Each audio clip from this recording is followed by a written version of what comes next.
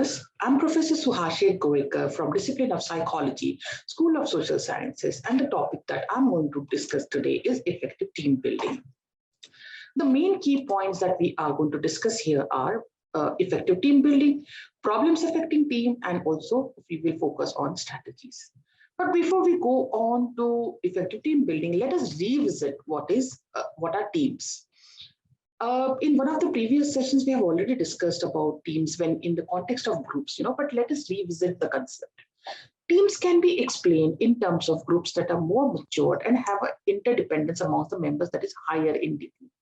The team also works in direction of achieving team goals, which is similar to that of groups as well. And Moorhead and Griffin describe team as a small group of individuals who possess complementary skills and have a common purpose, goals, and approach or strategy for which they can be held accountable as team. To just differentiate group from teams, we had also said that team, these terms are interchangeably used, but then teams are more mature compared to groups, and groups could also be larger in size when compared to teams. We also focused on types of team. That is, there could be work teams, which are the teams that are more permanent. For example, a market team that is working together on daily basis. There could also be cross-functional teams, that is, teams that constitute members from different departments, divisions of an organization that are often from same hierarchical level. For example, there could be team of managers from different departments in an organization or in a university. There could be a team of faculty members from different department discipline that may come together for certain activity and to achieve a common goal.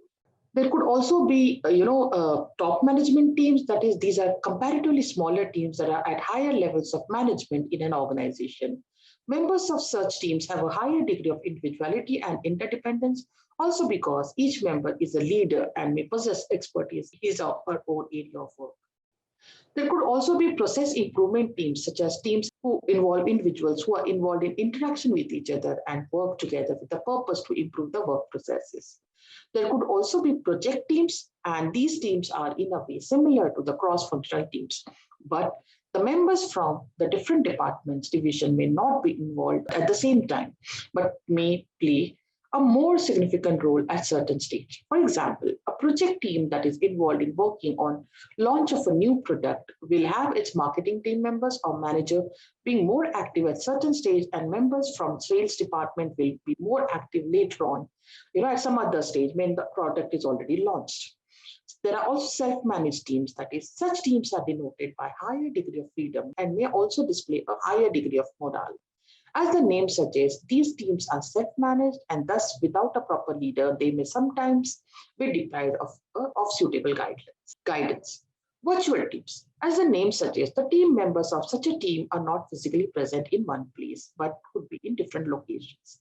Especially relevant in COVID-19 situation, we have seen that many employees are now working online. So such teams basically could be virtual teams. Such teams function with the help of information technology and internet, with the help of computers and telecommunications. The team thus may not actually meet face to face, though there are a number of advantages to such a team as time, money, and effort to bring the members at a single location is saved.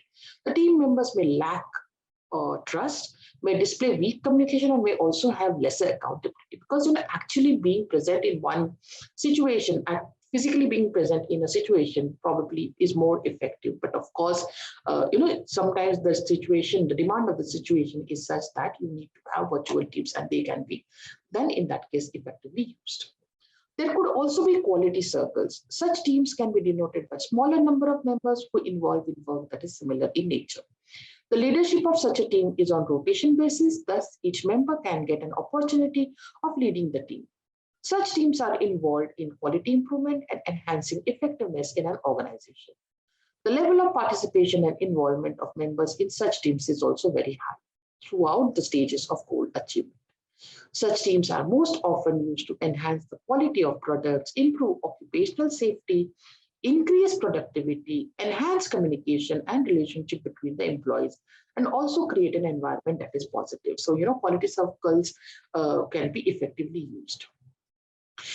In previous session, we had also discussed about some of the team activities. Let us just brush through them. Some of the main team activities involve advice, innovation, promoting, development, organizing, production, inspection, maintaining, and so on. Team also plays a role in linking related activities where a team may work towards linking different groups in an organization, thus bridging the gap between varied groups in an organizational setup in order to enhance communication and interpersonal relationship. Teams play a significant role in an organizational setup given the complex nature of both the work activity and the problems and issues that crop up at workplace due to various reasons ranging from globalization, diversity to development in technology. Though it is very important that care is taken while building the teams together, because as we have said before, that as in groups, and similarly in teams, when there are people working together, there could be issues related to communication, coordination, and so on. So these are to be taken care of. Let us now focus on the main topic of our today's presentation. The earlier we were just giving the background of what is a team and what are the different types of team and so on. Let us now come to how effective teams can be built. This is in a way similar to what we discussed about in yet another session that was on group productivity, how to, kind of enhance group productivity in a similar manner, how to build effective teams that is also relevant. Let us see what is team building first. Team building in simple terms can be described as activities that mainly involve building and improving team performance. As the name suggests, building effective teams in an organization is very crucial in order to ensure that goals for which the team is being constituted are achieved. Team building can also be defined as an intervention designed to improve the effectiveness of a work group. Now, one of the first main things that you need to focus on when we talk about team building is team size. And this is very similar to the group size. A team size could ideally be between 4 and 12, as a large team could be difficult to coordinate and manage and could give rise to issues like conflict and social loafing. Managing communication in large groups or rather teams also could be difficult. Having smaller teams that is less than 4 members may not serve the purpose as the diversity of opinions and viewpoints is reduced. Thus, based on the purpose and nature of the work activity, the team size can be determined. So ideal team size, as we mentioned, is between 4 and 12. And the reason that we give is that a larger group, more than 12 people, would be difficult to handle. And a smaller group probably will not bring in that many, diversity, that much of diversity as is required for the group goal to be achieved or group activity to be carried out. Yet another important aspect is team goals. The team needs to be provided with goals that are clear and specific. That is very important. The goals that are allotted are to be clear and they need to be specific. They need to be point-wise, written down kind of a thing. Ambiguous goals could have a negative impact on functioning and performance of the team. Goals thus need to be SMART, that is S, that is specific, M, that is measurable, A, that is achievable, R, that is reasonable, and T, that is within the time frame. That is, it is to be achieved by given time, within the time that has been allotted for the goal to be achieved, which is again important. Yet another aspect that is important when we talk about team building is team cohesiveness. In one of the previous sessions, we spoke of group cohesiveness, so the concept is similar. Group cohesiveness, of course, we had talked in terms of similarity and dissimilarity between the group that brings them closer to each other. So management needs to focus on enhancing team cohesiveness so as to ensure effective team performance or functioning. Thus, team members also need to be selected based on whether they will be willing and able to work in tandem with each other towards achieving the team goals. High team cohesiveness can have a positive impact on the functioning and productivity of the team members and can also lead to reduction in any conflict amongst the members. So you can see how this is very important. And again, the management of the organization needs to kind of ensure that when the team is built, each and every member that is selected is on the basis of how he or she will how he or she will gel with the other group members. Management of diversity. This is again extremely important aspect when we talk about team building, because we say when there are going to be more than 4 people, in a team, they are going to come from diverse groups. They probably belong to different gender, different cultures, and so on. So, how to manage them can be very effective. We also have to mention over here that respect and acceptance is the key, one can be different from, someone can be different from us, but then we need to respect and accept them. The views can be different, but then still there has to be some kind of a respect and acceptance. Diversity can be of great advantage that it brings in varied perspectives and opinions. However, if not managed effectively, it could lead to conflicts. Thus, while building teams, the management needs to ensure that there is diversity in team, but at the same time, the team members should be encouraged to respect and accept each other and work together to achieve the team goals. Promoting trust is yet another important aspect of team building. To build effective teams, trust needs to be cultivated and promoted amongst the members. Trust can be defined as each member's faith in others, intentions, and behaviors. Development of trust amongst team members is relevant for the team to function adequately and is also important for its effective coordination to promote collaboration and cooperation amongst the members. So extremely important, and in this case, and when the team is kind of built, at the initial stages, certain activities or exercises can be carried out so that the members develop a trust or they rapport with each other, they trust each other. Leadership, again, is an extremely important aspect in team building. Selection of a leader needs to be carried out adequately and on the basis of nature of the team and based on the task and purpose allotted to the team. Leadership could also be on rotation basis, how like every time the leader could change, where each member of the team gets an opportunity to lead the team. In either case, the leader plays an important role in keeping the team together and directing its activities towards achieving the team goals. A team leader needs to have a clear idea about the goals of the team as well as the overall larger goal of the organization. He or she also needs to be aware about skills and roles expected of each team member, and he or she also needs to play an adequate role in motivating, guiding, supporting, encouraging, and providing suitable feedback to the team members. So, leader is the person who is going to channelize the activities of the team members towards the achievement of the team goal. And definitely, we need to focus on leadership or selection of the leader, when it comes to team building. And as we said, leadership could also be on rotation basis, which will give chance to each and every member of the team to become a leader. The next important aspect in building of teams is management of conflict. As we know, when there are more than more people in a particular team, there could be conflicts. There could be a kind of opinions that are not same, which could lead to arguments or conflicts. So these are to be managed effectively. Management of conflict is an important aspect of team building, and the management in an organization as well as the team leader the management in an organization as well as the team leader needs to work in this direction. Though discussion is relevant while carrying out team activities, and there could also be disagreement due to varied perspectives and opinions amongst the team members. Any conflict needs to be managed effectively so that it does not interfere with team functioning and performance. Now, it is important that there are discussions and there are arguments probably, but then these arguments should not go beyond an optimal level and turn into a conflict, because that would be detrimental to the team performance and effectiveness. So these are some of the important aspects when we talk about team building. Now let us look at what are the problems affecting teamwork.